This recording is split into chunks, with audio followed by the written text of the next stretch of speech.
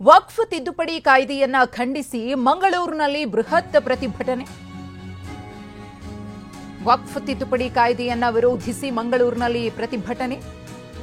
ಅಡ್ಯಾರ್ ಸಮೀಪದ ಶಾ ಗಾರ್ಡನ್ ಬಳಿ ಪ್ರತಿಭಟನೆ. ಪ್ರತಿಭಟನಾ ಸ್ಥಳದ ಸುತ್ತಮುತ್ತ ಬಿಗಿ ಪೊಲೀಸ್ ಬಂದೋಬಸ್ತನ್ನು ಕಲ್ಪಿಸಲಾಗಿದೆ. ಇನ್ನು ಪ್ರತಿಭಟನಾ ಸಭೆಗೆ ಬರುವ ಪ್ರತಿಯೊಬ್ಬರನ್ನ ಕೂಡ ತಪಾಸಣೆಗೆ ಒಳಪಡಿಸಲಾಗುತ್ತೆ. ಪ್ರವೇಶ ಪಾಯಿಂಟ್ ಬಳಿ ಮೆಟಲ್ ಡಿಟೆಕ್ಟರ್ ಅನ್ನು ಅಳವಡಿಕೆ ಮಾಡಲಾಗಿದೆ. ಕಾರಣ ಯಾವುದೇ ರೀತಿಯ ಅಹಿತಕರ ಘಟನೆ ನಡೀಬಾರದು ಅಂತ ಇಷ್ಟೆಲ್ಲ ಕಟ್ಟೆಚ್ಚರವನ್ನು ವಹಿಸಲಾಗಿದೆ. ಇನ್ನು ರಾತ್ರಿ 9ರವರೆಗೆ ವಾಹನಗಳ ಸಂಚಾರಕ್ಕೂ ಕೂಡ ನಿರ್ಬಂಧವನ್ನು ವಿಧಿಸಲಾಗಿದೆ. ಕೇಂದ್ರ ಸರ್ಕಾರದ ವಕ್ಫ್ ತಿದ್ದುಪಡಿ ಕಾಯ್ದೆಯನ್ನು ವಿರೋಧಿಸಿ ಮಂಗಳೂರಿನಲ್ಲಿ ಬೃಹತ್ ಪ್ರತಿಭಟನೆಯನ್ನು ಹಮ್ಮಿಕೊಳ್ಳಲಾಗಿದೆ. ಗಮನಿಸ್ತಾ ಇದ್ದೀರಿ, ಈಗಾಗಲೇ ನೂರಾರು ಸಂಖ್ಯೆಯಲ್ಲಿ ಜನ ಅಲ್ಲಿ ಜಮಾಯಿಸಿದ್ದಾರೆ. ಪೊಲೀಸ್ ಡಿಪಾರ್ಟ್ಮೆಂಟ್ನಿಂದಲೂ ಕೂಡ ಎಲ್ಲ ರೀತಿಯ ಸಿದ್ಧತೆಗಳನ್ನು ಮಾಡಿಕೊಳ್ಳಲಾಗಿದೆ. ಬಿಗಿ ಪೊಲೀಸ್ ಬಂದೋಬಸ್ತನ್ನು ಕಲ್ಪಿಸಲಾಗಿದೆ. ಅಡ್ಯಾರ್ನ ಶಾ ಗಾರ್ಡನ್ ಬಳಿ ನಡೀತಾ ಇರುವಂತಹ ಹೋರಾಟ ಇದು. ಶಾ ಗಾರ್ಡನ್ ನಲ್ಲಿ ಆಜಾದಿ ಮುಗಿಲೆತ್ತರಕ್ಕೆ ಮಾರ್ಧರಿಸುತ್ತಾ ಇದೆ. A Waqf Hamari Azadi, A ವಕ್ಫ್ ಹಮಾರಿ आजादी, ये हक हमारी, ये हक हमारी, ये हक हमारी, ये जान से प्यारी, ये जान से प्यारी, या प्यारे प्यारे, ये वक्फ हमारे, ये वक्फ हमारी, ये हक हमारी, ये हक हमारी, ये जान से प्यारी, ये जान से प्यारी. ಅಡ್ಯಾರ್ ಕಣ್ಣೂರಿನ ಶಾ ಗಾರ್ಡನ್ ನಲ್ಲಿ ವಕ್ಫ್ ಸಂರಕ್ಷಣಕ್ಕಾಗಿ ಮುಗಿಲೆತ್ತರಕ್ಕೆ ಮಾರ್ಧನಿಸುತ್ತಾ ಇದೆ. ಆಜಾದಿ, ಏ ವಕ್ಫ್ ಹಮಾರಿ. ಕರಾಳ ಕಾಯ್ದೆ ಮೂಲಕ ವಕ್ಫ್ ಸೊತ್ತಿನ ಮೇಲೆ ಕಣ್ಣಿಟ್ಟಿರುವ ಸರ್ಕಾರವೇ ಕಣ್ತೆರೆದು ನೋಡಿ. ಈ ಕುರಿತು ಮತ್ತಷ್ಟು ಮಾಹಿತಿಯನ್ನು ಕೊಡುವುದಕ್ಕೆ ನಮ್ಮ ಪ್ರತಿನಿಧಿ ಅಶೋಕ್ ಇದೀಗ ನೇರ ಸಂಪರ್ಕದಲ್ಲಿದ್ದಾರೆ. ಅಶೋಕ್, ವಕ್ಫ್ ತಿದ್ದುಪಡಿ ಕಾಯ್ದೆಯನ್ನು ವಿರೋಧಿಸಿ ಬೃಹತ್ ಪ್ರತಿಭಟನೆಗೆ ಕರೆಯನ್ನ ಕೊಡಲಾಗಿದೆ. ಕರೆ ಕೊಟ್ಟಿರುವುದು ಯಾರು? ಹೇಗೆ ನಡೀತಾ ಇದೆ ಪ್ರತಿಭಟನೆಯ ಸ್ವರೂಪ ಹೇಗಿದೆ ಸದ್ಯಕ್ಕೆ? ಹಾಗೆಯೇ ಪೊಲೀಸ್ ಡಿಪಾರ್ಟ್ಮೆಂಟ್ನಿಂದಲೂ ಕೂಡ ಯಾವ ರೀತಿಯ ಬಿಗಿ ಬಂದೋಬಸ್ತನ್ನು ಕಲ್ಪಿಸಲಾಗಿದೆ?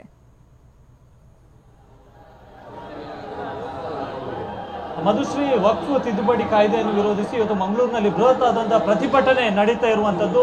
ಕರ್ನಾಟಕ ಉಲೇಮಾ ಒಕ್ಕೂಟ ಈ ಒಂದು ಪ್ರತಿಭಟನೆಗೆ ಕರೆ ನೀಡಿತು. ಈಗಾಗಲೇ ಸಾಗರೋಪಾದಿಯಲ್ಲಿ ಪ್ರತಿಭಟನಾಕಾರರು ಬರ್ತಾ ಇದ್ದಾರೆ. ಮಂಗಳೂರು ಹೊರವಲಯದ ಅಡ್ಯಾರ್ನಲ್ಲಿರ್ತಕ್ಕಂಥ ಶಾ ಗಾರ್ಡನ್ ಮೈದಾನ ಇದೀಗ ಪ್ರತಿಭಟನಾಕಾರರಿಂದ ತುಂಬಿ ತೊಡಗ್ತಾ ಇದೆ. ನೀವು ಗಮನಿಸಬಹುದು, ಇಲ್ಲಿ ದೃಶ್ಯದಲ್ಲಿ ನೋಡಿದ್ರೆ ಗೊತ್ತಾಗುತ್ತೆ ಎಷ್ಟು ಪ್ರಮಾಣದಲ್ಲಿ ಪ್ರತಿಭಟನಾಕಾರರ ಸಂಖ್ಯೆ ಹರಿದು ಬಂದಿದೆ ಎನ್ನುವಂಥದ್ದು. ಇಲ್ಲಿ ಆಯೋಜಕರು ಜನ ಪ್ರತಿಭಟನಾ ಸಭೆಗೆ ಬರ್ತಾರೆ ಎನ್ನುವಂಥದ್ದನ್ನು ಕೂಡ ಹೇಳಿದ್ರು. ಈಗಾಗಲೇ ಸಾಕಷ್ಟು ಸಂಖ್ಯೆಯಲ್ಲಿ ಪ್ರತಿಭಟನಾಕಾರರು ಬಂದಿದ್ದಾರೆ. ಇನ್ನೂ ಕೂಡ ಇನ್ನೇನಷ್ಟೇ ಪ್ರತಿಭಟನಾ ಸಭೆ ಆರಂಭ ಆಗಬೇಕಿದೆ. ಗಮನಿಸಬಹುದು, ಇದು ರಾಷ್ಟ್ರೀಯ ಹೆದ್ದಾರಿ 73 ಅಂದ್ರೆ ಮಂಗಳೂರಿನಿಂದ ಬೆಂಗಳೂರಿಗೆ ಸಂಪರ್ಕಿಸುವಂತಹ ಹೆದ್ದಾರಿ.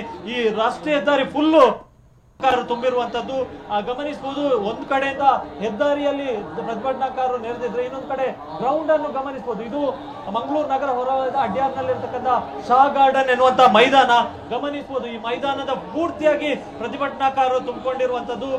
ಎಲ್ಲಿ ನೋಡಿದ್ರು ಕೂಡ ಭಾರತದ ತ್ರಿವರ್ಣ ಧ್ವಜ ಹಾರಾಡ್ತಾ ಇದೆ. ಅಂದ್ರೆ ಪ್ರಮುಖವಾಗಿ ಇಲ್ಲಿ ಆಯೋಜಕರು ಮೊದಲೇ ಹೇಳಿದ್ರು, ಯಾವುದೇ ರೀತಿಯಾಗಿ ರಾಜಕೀಯಕ್ಕೆ ಸಂಬಂಧಪಟ್ಟಂತೆ ಯಾವುದೇ ಧ್ವಜವನ್ನು ಪ್ರದರ್ಶನ ಮಾಡುವಂತಿಲ್ಲ ಮತ್ತು ಘೋಷಣೆ ಕೂಗುವಂತ ಸಂದರ್ಭದಲ್ಲಿ ಆಯೋಜಕರು ಏನ್ ಹೇಳ್ತಾರೆ ಅದನ್ನು ಮಾತ್ರ ಘೋಷಣೆ ಕೂಗಬೇಕೆನ್ನುವಂತ ನಿಟ್ಟಿನಲ್ಲಿ ಮೊದಲೇ ಸೂಚನೆ ನೀಡಲಾಗಿತ್ತು.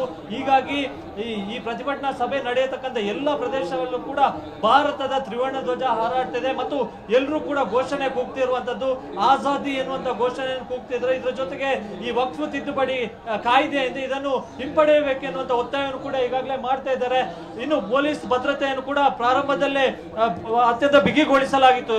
ಪ್ರಾರಂಭದಲ್ಲಿ ಈ ಪ್ರವೇಶ ದ್ವಾರದಲ್ಲಿ ಮೆಟಲ್ ಡಿಟೆಕ್ಟರ್ ಅನ್ನು ಅಳವಡಿಸಲಾಗಿತ್ತು. ಆದ್ರೆ ಆ ಬಳಿಕ ಜನರ ಸಂಖ್ಯೆ, ಪ್ರತಿಭಟನಾಕಾರರ ಸಂಖ್ಯೆ ಹೆಚ್ಚಾದಂತೆ ನೂಕುನುಗ್ಗಲು ಉಂಟಾಯಿತು.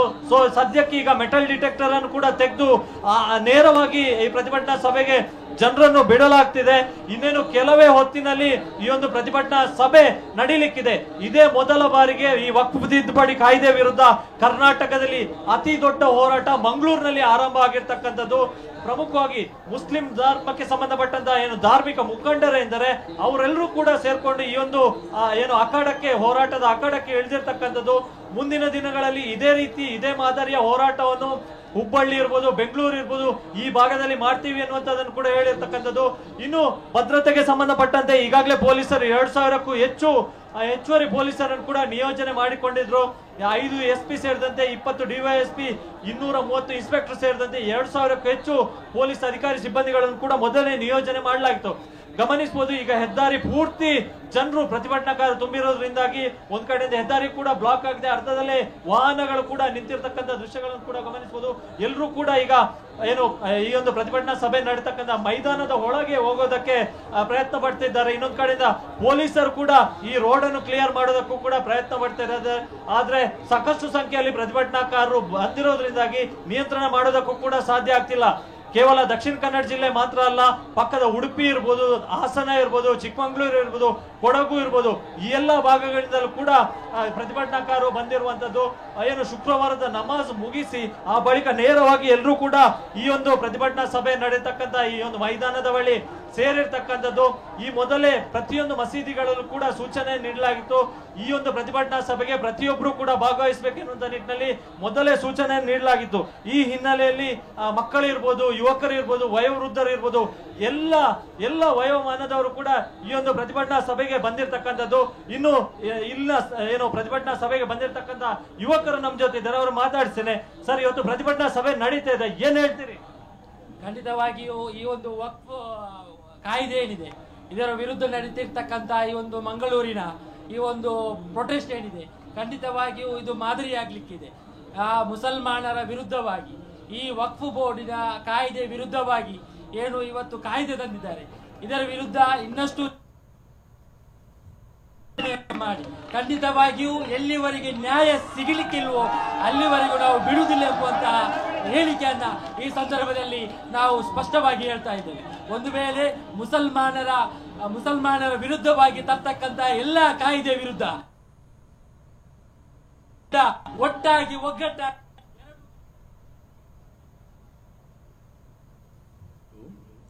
ಇದು ಉಲಮಾಗಳು ಕರೆಗಟ್ಟಂತ ನಮ್ಮ ಸಾಕಷ್ಟು ಇಲ್ಲಿ ಗಮನಿಸಬಹುದು, ಸಾಕಷ್ಟು ಸಂಖ್ಯೆಯಲ್ಲಿ ಪ್ರತಿಭಟನಾಕಾರರು ಬಂದಿರತಕ್ಕಂಥದ್ದು. ಎಲ್ಲರನ್ನು ಕೂಡ ಮಾತನಾಡಿಸುವಂತ ಪ್ರಯತ್ನವನ್ನು ಮಾಡ್ತೇನೆ. ಈಗ ಅಂತ ಹೇಳಲಿಕ್ಕೆ ಸ್ವಲ್ಪ ನಮ್ಮ ಹಕ್ಕು, ವಕ್ಫ್ ಸತ್ತು ನಮ್ಮ ಹಕ್ಕು. ಅದನ್ನು ಸರ್ಕಾರ ನಮ್ಮಿಂದ ಕಸಿಯಲು ಪ್ರಯತ್ನಿಸ್ತಿದೆ. ಅದಕ್ಕೆ ನಮ್ಮ ಹೋರಾಟ ನಿರಂತರವಾಗಿದೆ. ಎಲ್ಲಿ ಎಷ್ಟರ ತನಕ ಅಂದ್ರೆ ಅದು ನಮ್ಮ ಕೈಗೆ ಸಿಗುವ ತನಕ ನಮ್ಮ ಹೋರಾಟ ಮುಂದುವರಿಯಲಿದೆ. ಶಾಂತಿಯುತ ಹೋರಾಟ, ನಮ್ಮ ಸಮಾಧಾನವಾದ ಹೋರಾಟ, ನ್ಯಾಯಯುತ ಹೋರಾಟ, ಯಾರಿಗೂ ಅನ್ಯಾಯ ಮಾಡದೆ ಸುಂದರವಾದ ಒಂದು ಹೋರಾಟ ನಮ್ಮ ಕೊನೆಯ ತನಕ, ನಮ್ಮ ಉಸಿರು ಇರುವ ತನಕ, ಅಲ್ಲಿ ನಮ್ಮ ಕೈಗೆ ಸಿಗುವ ತನಕ ನಮ್ಮ ಹೋರಾಟ ಮುಂದುವರಿದೆ ಇನ್ಶಾ ಅಲ್ಲಾಹ್. ನಮ್ಮ ಪೂರ್ವಜರು ಮುಸಲ್ಮಾನರಿಗೆ ಬಡವರಿಗಾಗಿ ದಾನ ಮಾಡಿದ ಆಸ್ತಿಯನ್ನ, ವಕ್ಫ್ ಆಸ್ತಿಯನ್ನ ಗವರ್ಮೆಂಟ್ ಸರ್ಕಾರಕ್ಕೆ ಅಂತ ಹೇಳಿ ಕೆಲವು ಷಡ್ಯಂತ್ರದ ಮೂಲಕ ಅವರು ಇದು ಮಾಡ್ತಾ ಇದ್ದಾರೆ. ಕೆಲವು BJP ಅಧಿಕಾರಿಗಳು ಸೇರಿ ಅದು ಆ ಥರ ಆಗಬಾರ್ದು. ಅದು ಮುಸಲ್ಮಾನರ ಆಸ್ತಿಯನ್ನ ಮುಸಲ್ಮಾನರಿಗೆ ಕೊಡಬೇಕು. ನೀವೇನು ಒತ್ತಾಯ ಮಾಡ್ತೀರಾ? ಕೇಂದ್ರ ಸರ್ಕಾರ ಈ ಒಂದು ಬಿಲ್ಲನ್ನು ಇದು ಮಾಡುವ ಮೂಲಕ ಒಂದು ಸಮುದಾಯವನ್ನು ದೂಷಿಸ್ತಾ ಇದೆ. ಈ ಒಂದು ನಮ್ಮ ಉಲಮಾ ಒಕ್ಕೂಟ ಇವತ್ತೊಂದು ಕರೆಯನ್ನು ನೀಡಿದೆ. ಈ ಕರೆಗೆ ನಾವು ಸರ್ವಾನುಮತದಿಂದ ಎಲ್ಲ ಮುಸ್ಲಿಂ ಸಮುದಾಯದ ಎಲ್ಲ ನಾಗರಿಕರು ಬಂದು ಈ ಒಂದು ನಮ್ಮ ಈ ಒಂದು ಪ್ರತಿಭಟನೆಯನ್ನು ಯಶಸ್ವಿಗೊಳಿಸಲಿಕ್ಕೆ ನಾವು ಎಲ್ಲರೂ ತಯಾರಾಗಿ ಇಲ್ಲಿಗೆ ಬಂದಿದ್ದೇವೆ.